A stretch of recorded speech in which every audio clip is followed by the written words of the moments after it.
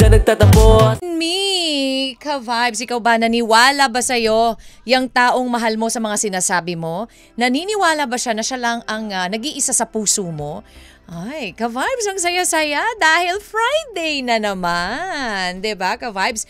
Weekend feels, weekend vibes. Marami na naman sa atin ang excited, of course. Dahil pumatak na naman kapag pumatak ng alas 5, alam mo, nag-uunahan na ang lahat 'di ba? Lalo na pag sa trabaho dahil gimmick night, movie night, ayan, date night or kung ano bang plano nyo na nakaantabay. Dahil nga, syempre, sa pagtatapos ng work week, ang hirap naman din talaga na puro trabaho lang tayo. Kailangan din natin ng pagre-relax. Kailangan din natin mag-chill, 'di ba?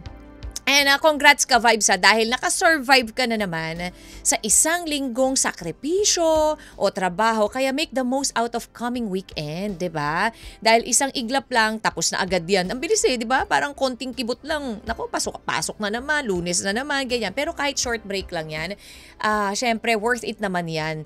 Smile and be happy, ka-vibes. Ano man ang dalang ng araw na ito, dapat lagi tayong masaya. Lagi tayong nakasmile. May pinagdadaanan ka man, iba pa rin ang impact kapag nakakita ka ng taong nakasmile sa'yo. 'Di ba?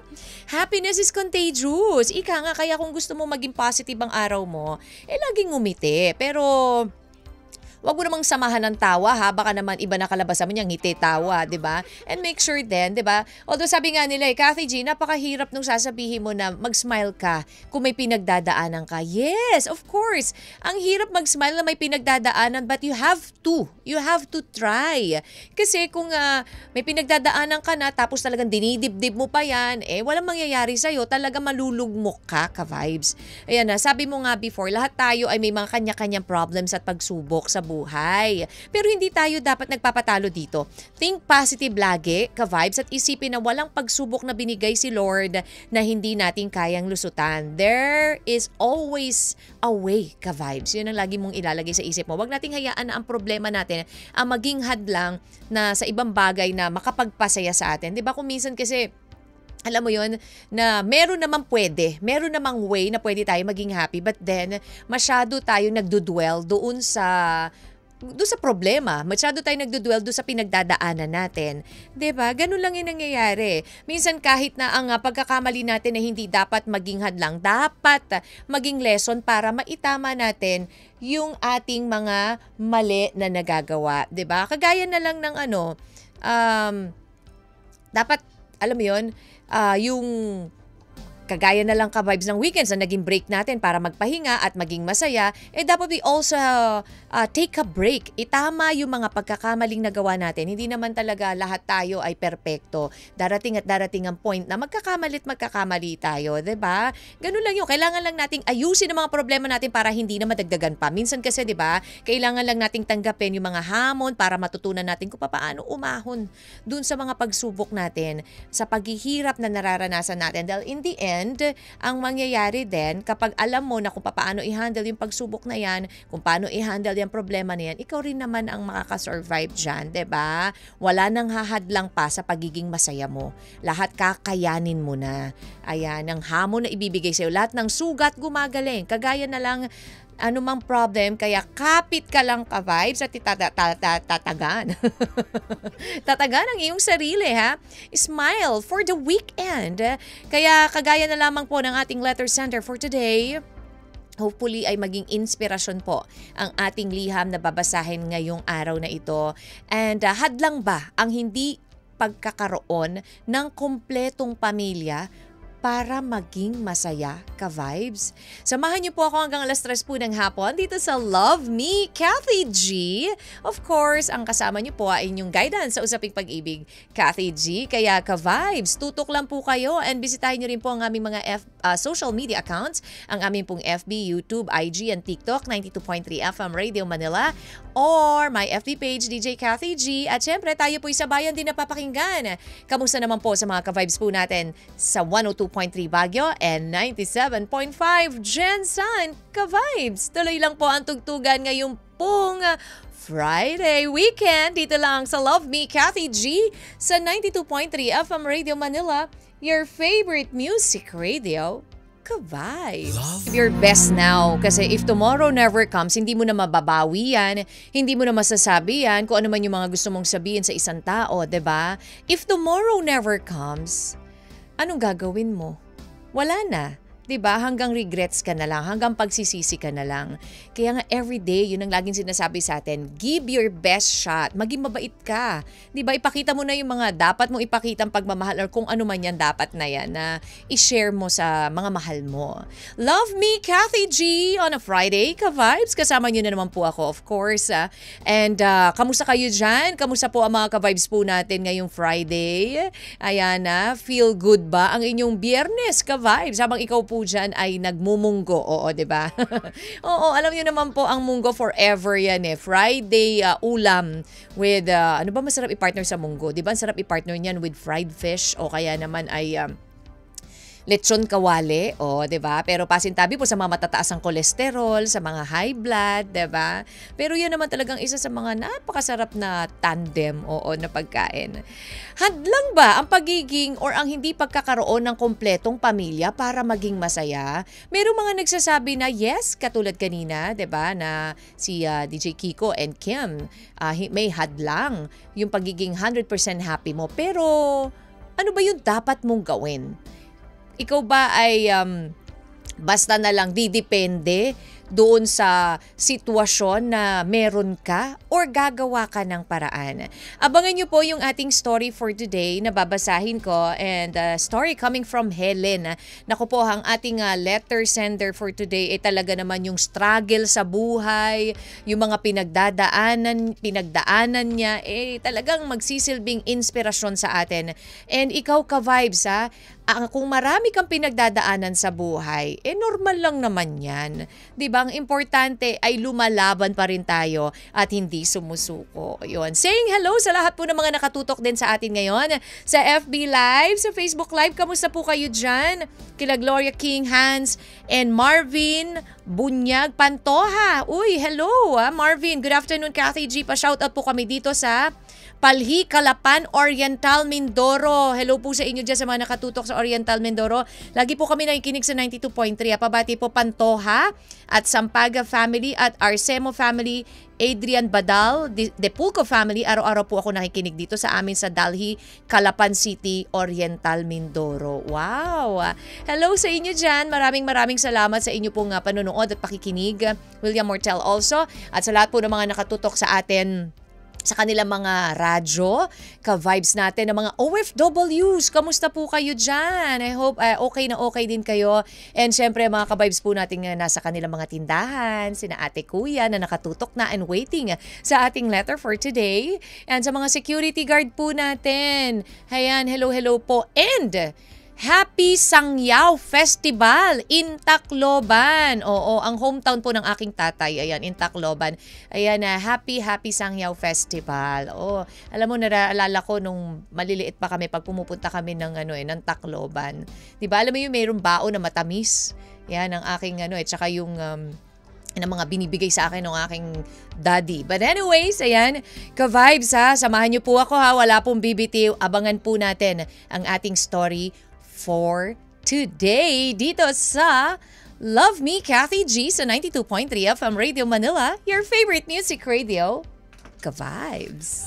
Yan you, di ba? Ang hirap maghanap ng isang tao na talagang totoo sa'yo, yung mamahalin mo ng buong buo, di ba? Napakahirap nun. 1 in a million yun. Kapag nahanap mo na yan, treasure mo na yan taong yan. I-save mo na yan.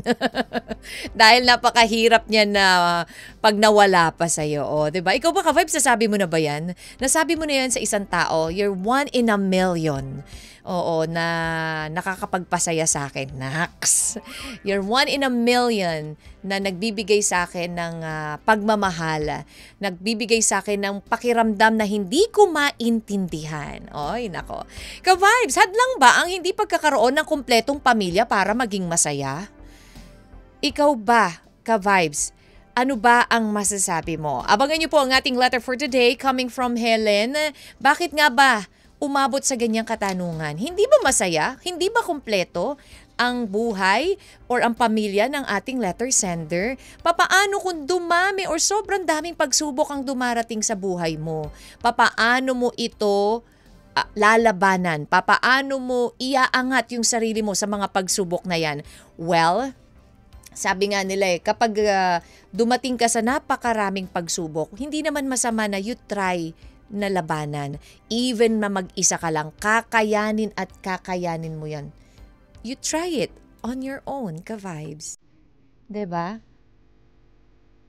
Abangan niyo po ang ating story for today. Coming from Helen. After this beautiful song from Whitney Houston, try it on my own. Ka-vibes.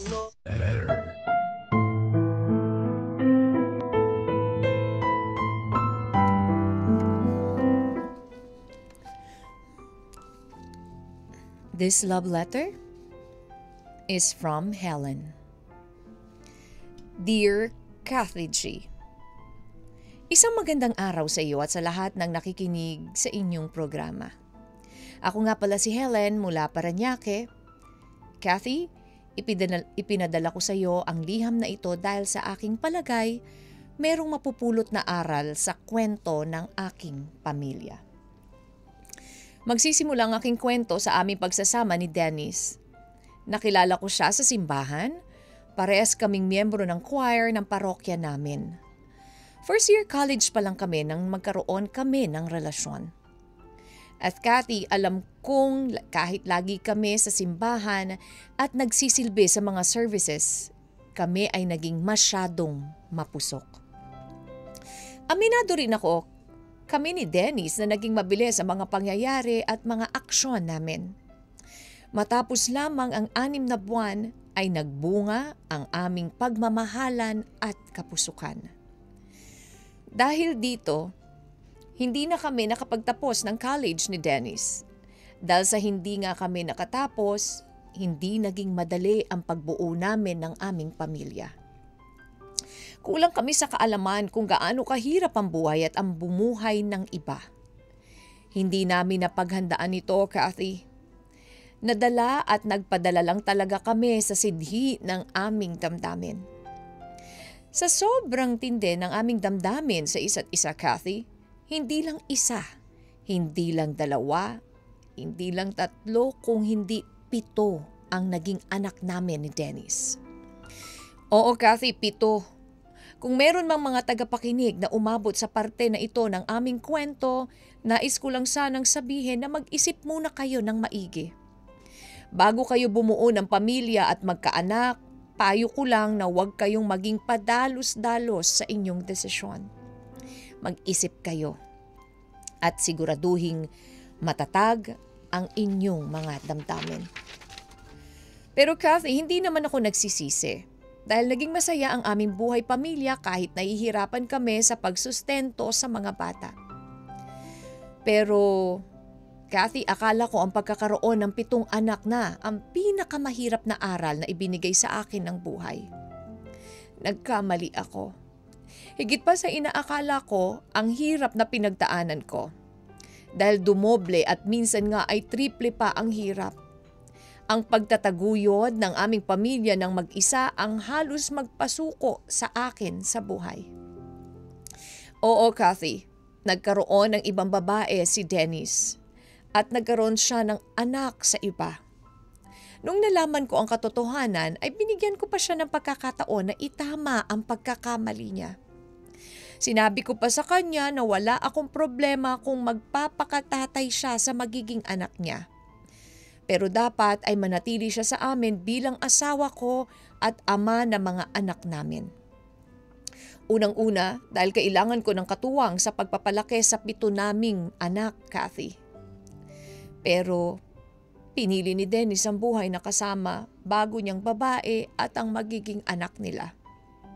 Simula noon ay hindi ko na siya nakausap pang muli at hindi na nagpakita pa sa mga anak namin.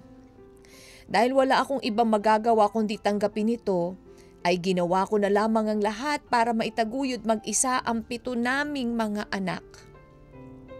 Kumuha ako ng vocational course. Bukod dito ay nagbenta rin ako ng kakanin at pag meron pang spare time ay tumatanggap rin ako ng labada, Kathy. Tinulungan ako ng nanay ko sa pagbabantay sa mga bata habang kumakayod ako. Mahirap man paniwalaan pero nagawa kong patapusin ng kolehiyo ang 3 kong anak. Iginapang ko talaga ang pag-aaral nila hindi man sila nakapagtapos ng ayon sa oras at edad na nararapat. Ang importante sa akin, nakatapos sila, napatapos ko sila. Sinuklian naman ng mga anak ko ang aking sakripisyo sa hindi nila pagpapabaya sa kanilang pag-aaral. Ang 4 kong anak naman ay kasalukuyang nasa senior high school at grade 6. Paunti-unti, Kathy, na iaahon ko ang buhay naming mag-iina. Sa tulong na rin ng mga anak ko na napagtapos ko na at may mga trabaho na. Kasalukuyan, Kathy, ay meron na akong sariling parlor at masasabi kong higit pa sa sapat ang kinikita ko para sa amin. Hindi ko rin kasi pinalaki sa luho ang mga bata, tinuruan ko sila maging praktikal. Masasabi ko rin lahat na sila'y mababait at marunong sa buhay dahil hindi nila ako pinahirapan. Naiintindihan nila ang estado ng aming pamumuhay, Kathy. Higit sa lahat, kaya kong ipagmalaki sa kahit sino man ng mga anak ko ay may kinikilala pa ring ama. Si Dennis, ang kanilang ama, itinatak ko ito sa kanilang isip at puso.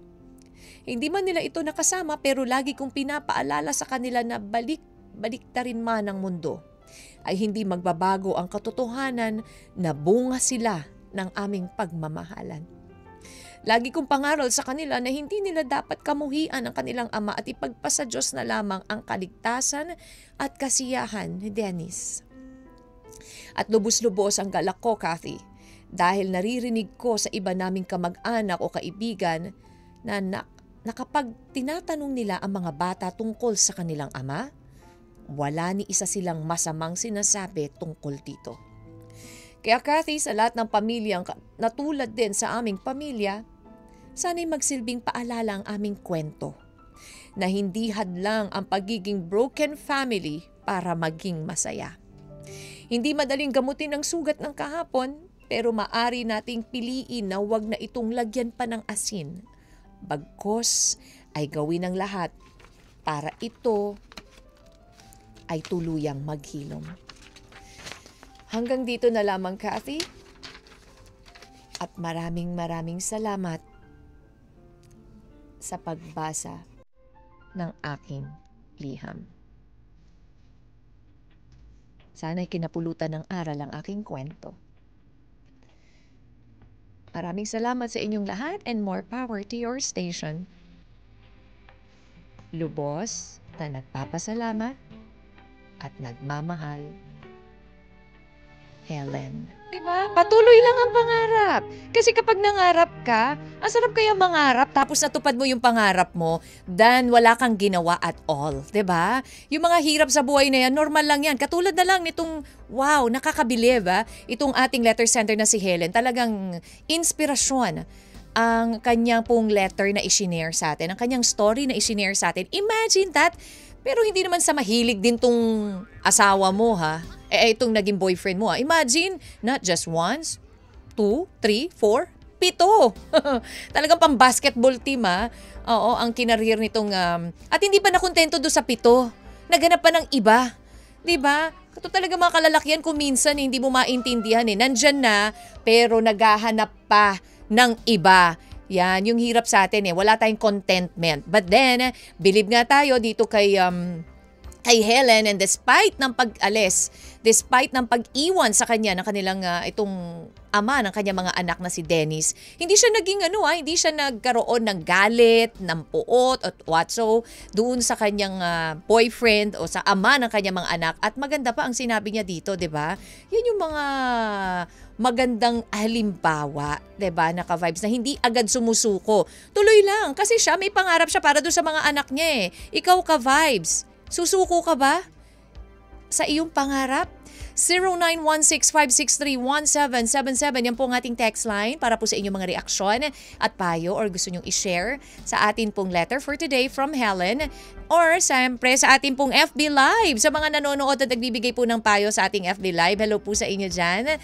Thank you so much. And siyempre sa ating YouTube, IG, TikTok at 92.3 FM Radio Manila, yan po ang aming FB page naman. Posted din po sa aking FB page, DJ Cathy G. Ayan na, di ba? Kung minsan talagang hindi mo masasabi. Pero kapag ikaw ay persistent sa mga gusto mong mangyari sa buhay mo, kung ikaw ay may determinasyon na magagawa mo talaga, then eventually, mahihil ka.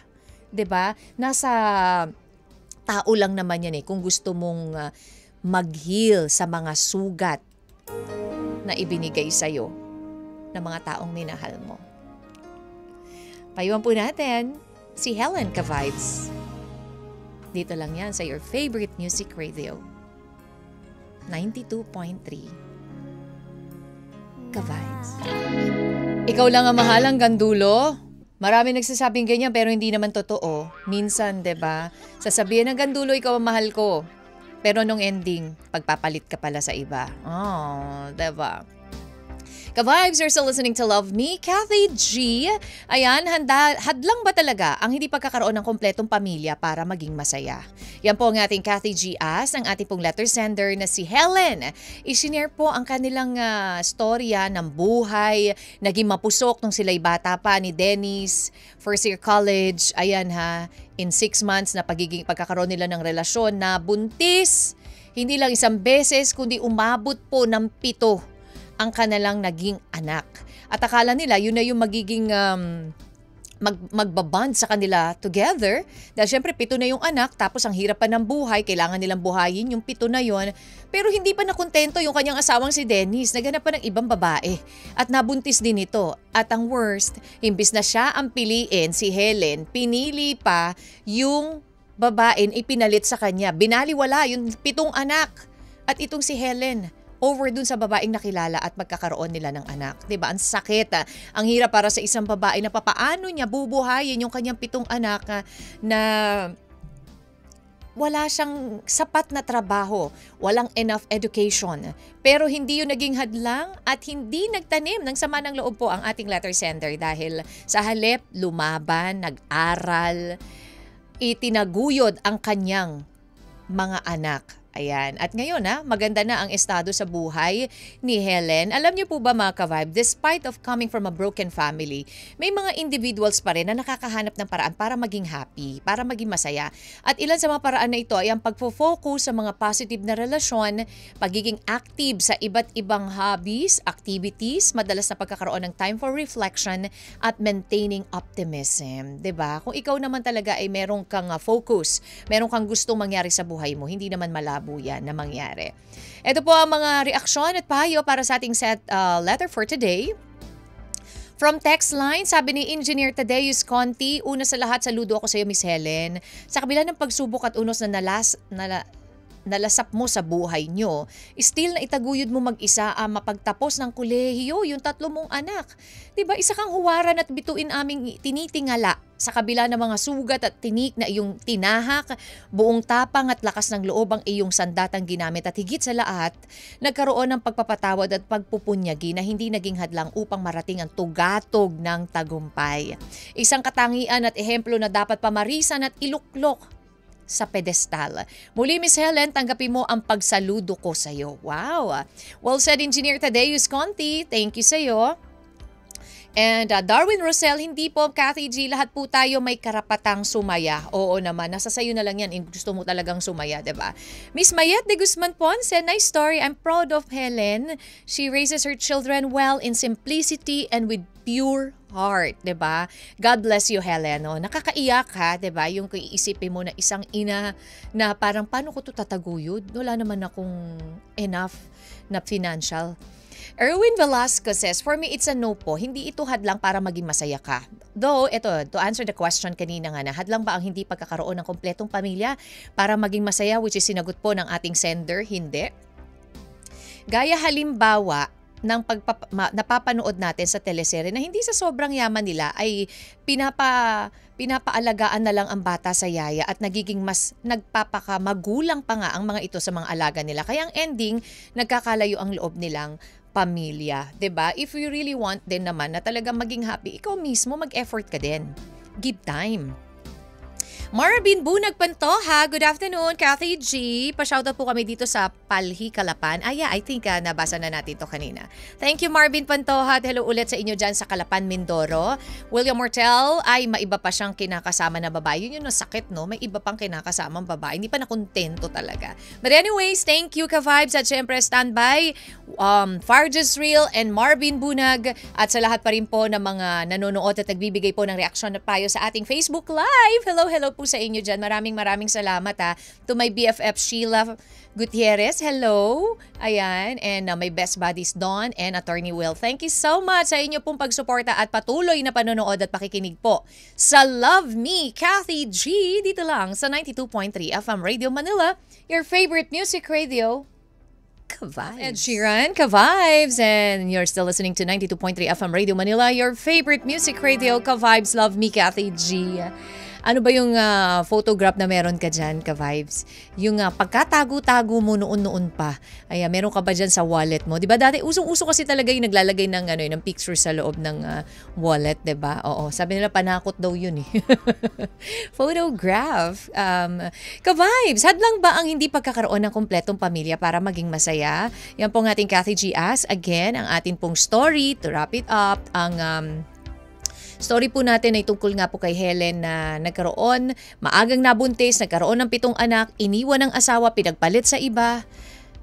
Wala masyadong naging hindi enough ang kanyang education para i-sustain yung pangangailangan at makapag-isip kung ano nararapat. Pero hindi yun nagtapos doon. Nagpursige, pinilit mag-aral nitong si Helen hanggang sa nagtrabaho, tumanggap pa na iba't ibang trabaho, hindi naman siya nabigo. Dahil napag-aral niyang kanyang mga anak at tatlo dyan ay nakapagtapos. Nakatulong pa siya.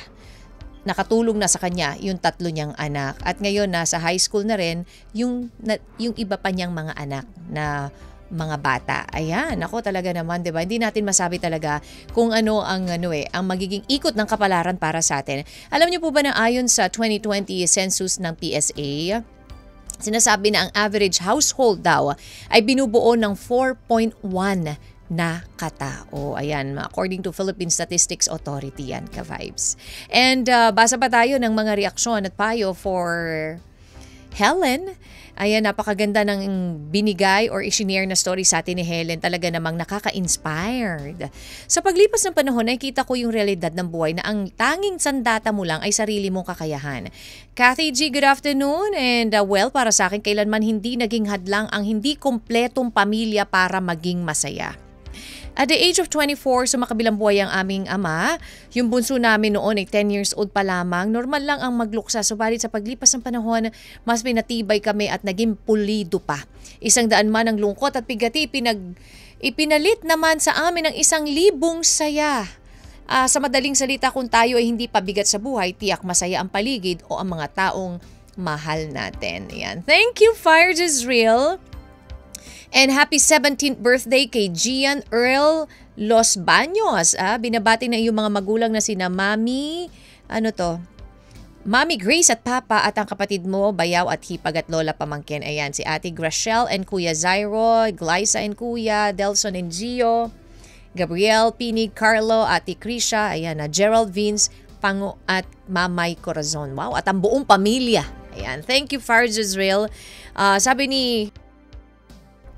Marvin Bunag, sabi niya, Kathy G, para kay Ate Helen, tamang ginawa mong pagsikapan mo na lang ang mga anak mo at balang araw makakamtan mo ang maalwang buhay. Ayan na, hayaan mo na po ang asawa mo, uuwi din yan pag may sakit na yan. Yan naman lagi ang papel ng mga unay na asawa. Iiwan, papakasarap ang lalaki, pag masakit na at ang tinamaan ng magaling na yan, uuwi yan. Aba, papaalaga pa yun at bago mamatay, sasabihin pa mahal ka niya. Ay nako, nakakainis Kathy G ha. O, di ba? Oo, ganun po nangyayari kasi. Salamat po kasi po pinasama ang ama nila sa mga anak mo. Hindi mo po pinasama ang anak nila sa mga anak mo. Pagpalain ka ng Panginoon Diyos kasi mapagmahal ka. Ito, saludo po ako sa iyo, Ate Helen. Yun lamang po, Marvin Bunag Pantohan ng Palhi, Calapan, Oriental, Mindoro. Thank you, Marvin. Yausap, hello. Totoo po yun.